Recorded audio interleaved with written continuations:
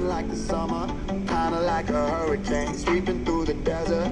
Hot Americana rain, falling wearing nothing but my Lauryn Hill shirt. It's kinda baggy on you, baby, but it worked. The AC hasn't worked in ages. I could probably read the label. What's up, everybody, and welcome back to another episode of BMW G310R Adventures East Coast Edition. Listen, I've yet to come up with a name for this channel, let alone this episode, so every time we're just going to come up with something new and see what sticks.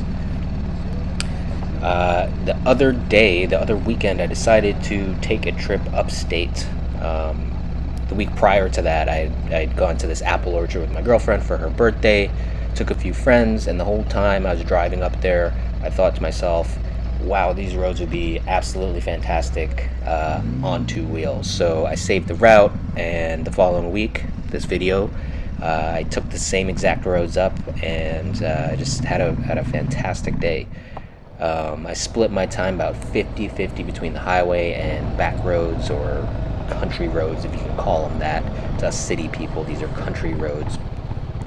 And I was thinking about a lot of the questions that I got over the past few videos regarding the G310R, and the main question that came up, and the main question that crossed my mind when I was considering this bike was, can this bike hack it on the highway?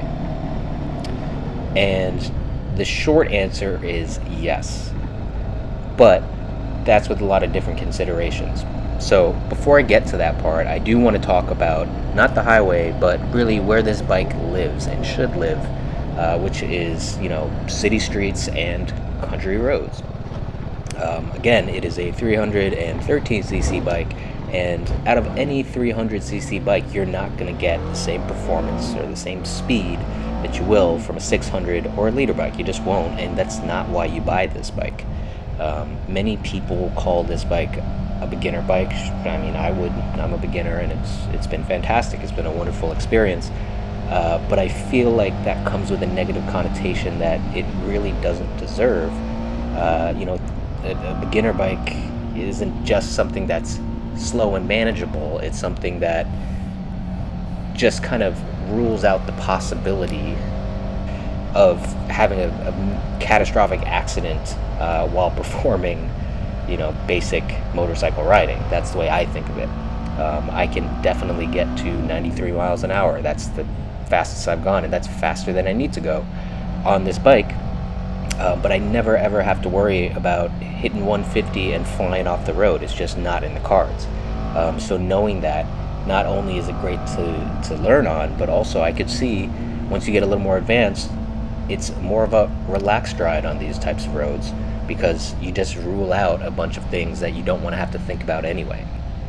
For me, I've had a great time taking these roads, especially on this trip. I mean, there were so many just curvy roads that I could really start to focus on the things that I wanted to.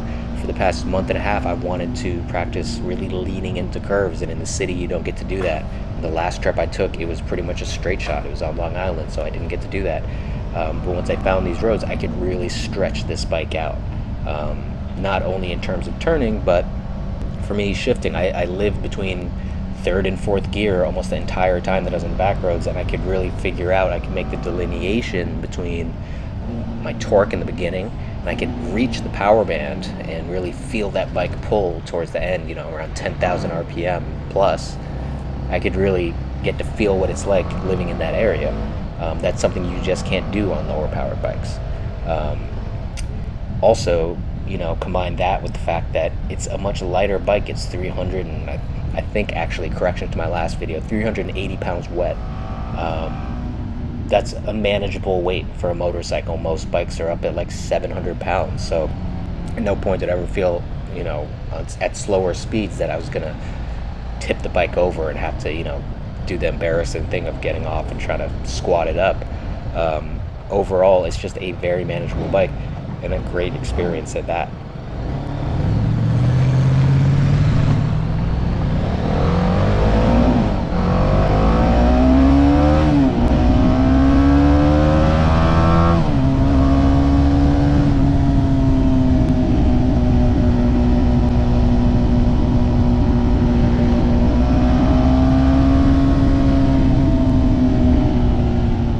Another thing that I've heard from more experienced riders, or really people trying to sell me a motorcycle, uh, has been, you're going to want to get something more powerful because you're going to get really tired of banging through the gears, having to shift up all the time and shift down. And, even before I rode this bike, or even thought about it as much as I have, it almost pains me to think about getting rid of this bike ever, because to me, the whole reason I got a motorcycle was to do just that. I had a Vespa at the time, and I still have it. I absolutely love my Vespa. It's an easy, relaxed ride. It's perfect for the city, but it's boring, and it's kind of, it's a very, how do you call it, lackadaisical ride, for a lack of a better term. It doesn't require a lot, and for me, I like to stay active. I like to think. I like to kind of, especially, it's why I rode a fixed gear for so long, was I don't like just pedaling. I want to worry about my speed and have to manage something. So I almost kind of welcome and prefer a bike that requires you to work all the time, rather than just kind of sticking it in one gear and just staying there. In fact, after riding a motorcycle, I don't know how I'm going to drive an automatic car ever again, because it's so just kind of monotonous and doesn't require any input other than gas and brake. So, especially here, as you can see, every time I stop, I have to go back up to fourth gear, and then I have to come back down to first gear. And that, for me, is enjoyable and it's fun. And especially in roads that are curvy, that is all of that, speed management, gear management, that is a second layer to having to turn and take these corners. So you have a lot going on. And to me, that's just a lot of fun. So I guess one answer for people who are considering this bike, not sure if it's great for the highway, not sure where it fits really, if you want to ride in a kind of a laid back and relaxed way, I would suggest something else like a cruiser, or even just a more powerful bike where you won't have to do as much work throughout your ride. I would not suggest this to somebody who, A, is mechanically challenged, nor would I suggest any motorcycle, but or somebody who doesn't really want to take the time to learn how to do all of these things and kind of perfect the technique. That's the way I approach riding. Is every time I go out, I set out to tackle one or two things, and that's kind of what that day is all about. So if that's not your mentality, if you are just looking for a commuter, you're just looking for something for a relaxed ride once a week, probably get a higher power bike or a cruiser. Now here I'm jumped on the highway, and as you can see, it holds up just fine. I'm doing just fine. I'm gonna pass a few cars in a little bit, but it's, you don't need to go any faster than, say, 70 miles an hour. All the speed limits say 45 or 55, whatever it is. You can definitely hit that speed and then some. I've had no problem keeping up on any of the highways I've been on, the parkways, the freeways. Once you get to the top end, when you're like fifth and sixth gear, going from, let's say, 70 miles an hour to 80 miles an hour, the acceleration is gone. You'll get there, but it won't, happen over 2 seconds. So in terms of getting out of situations, that's the only place where I've felt kind of, lacking. I would definitely welcome the experience of being able to, jump super quick in the high range, but for all intents and purposes, I mean, you can see this ride, there's not a ton of cars, and you don't really need that. So I've kept up fine. I pass cars fine. I never feel really unsafe. There's only a few situations in which I feel kind of sandwiched, in which case I just back off the throttle and let everything else play out.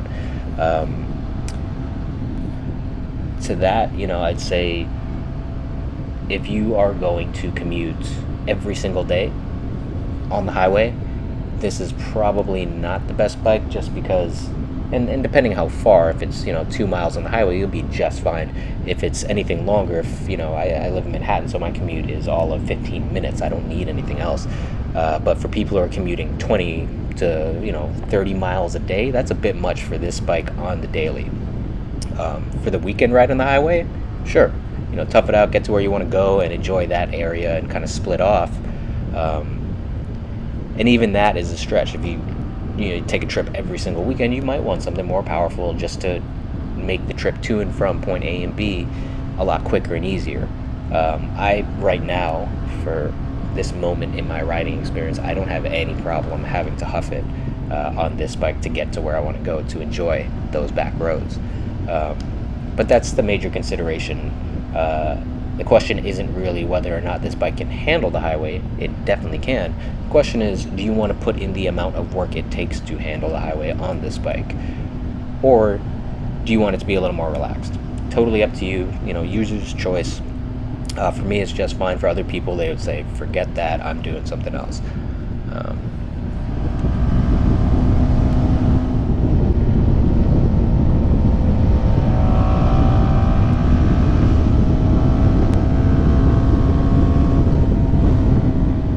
Now, as I've said before, I like an active riding style. I like to kind of tackle one thing a day, 2 things a day. And that being said, this ride was really focused on taking these.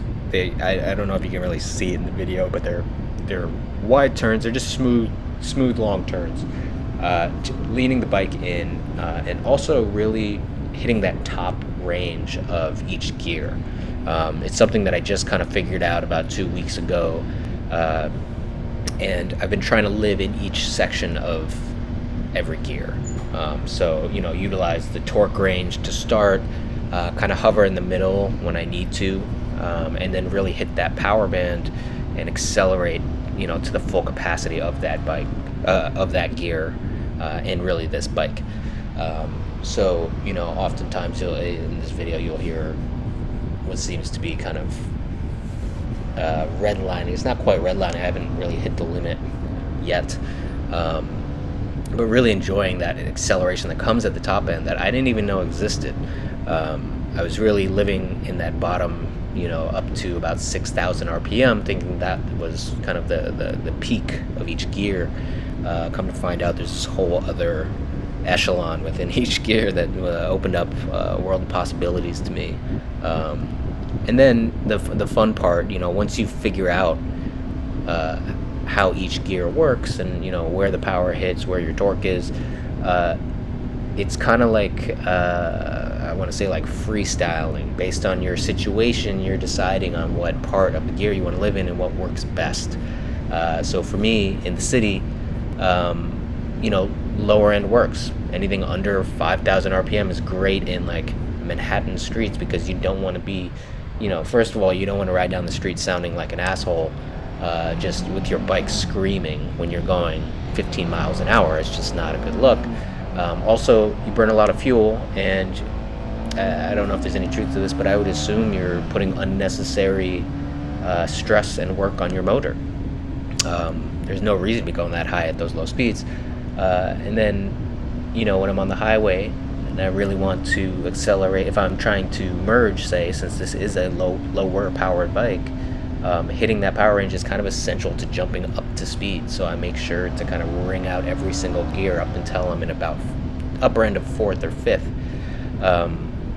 It's just a good thing to know, and you learn how to manage your speed, and that's the most fun part to me, especially when I'm around a lot of cars.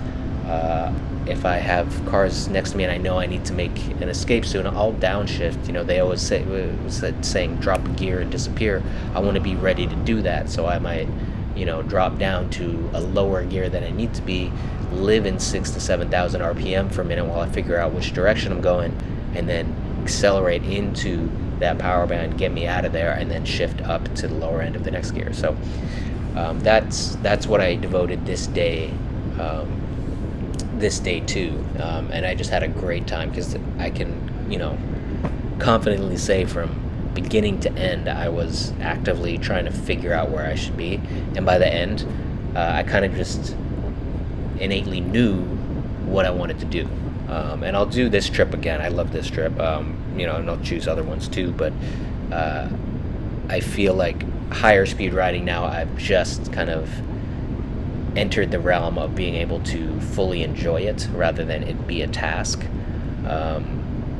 and I really can't wait for my next trip. Whether it's this road or another one, I just think I will be in a much better, more confident spot than I was on this time. The second task I had, or the first one I mentioned, the second one I'm going to talk about is taking turns. Now, these turns, they don't look too crazy, and they're really not. They're just kind of gradual turns that require you to lean a little bit and require you to kind of, shift your eyesight. It's just enough of an angle or just enough of a degree where you do have to do the thing of looking through the turn and figuring out where you want to end up before you start moving. And, at lower speeds, I've been fine at that. At about 40 miles an hour, I have no problem. When you're going about 70 miles an hour, it's a little daunting. I've realized. So the big takeaway for me for this day was to slow down, look way through the turn or the curve. I was probably looking about 40 feet in front of me, which, when you're going slower and you're on different roads, that's more than enough space, more than enough time to give yourself. But when you're going a lot faster, these turns come up super quick, and as you start to lean, you realize that the turn is continuing at a rate that's faster than you were prepared for. So you end up, and this is how people get in accidents, is they overcorrect. So I very quickly learned off of the first two that I took, which was early on in the trip. I didn't have the camera running, but okay, slow down, start leaning before the turn comes, and adjust accordingly. Going at those high speeds and trying to turn later in the curve is not going to result well. So that was a big wake-up call to me, and probably my biggest takeaway from the day was just how to handle these turns. And again, speed management, my first point, works into this. It's all part of a whole. But these were the two things that I really haven't gotten a chance to do, because if I was going faster, it was on a straightaway, up on Long Island. There's no real turn, so you don't have to think about these things. This was a great kind of fusion between the two, between, I guess you could call it, city and highway. So in conclusion, to whether or not the BMW G310R is good for the highway or not, I would say absolutely it is, depending on what kind of rider you are. Do you want to cruise, or do you want to be engaged? How much work you want to put in when on the highway? Do you mind having to hold the throttle down at the upper end of 6 for miles and miles? And 3, what kind of motorcycle, what's the purpose of your motorcycle? Are you commuting to work? Are you taking it for long trips on the weekend? Or are you using it as a way to learn a new set of skills? Those are the main considerations that you need to kind of take into account before making this purchase or making any motorcycle purchase. But the BMW G310R definitely holds its own on the highway, as you can see in this video. I hope I've answered that question at length.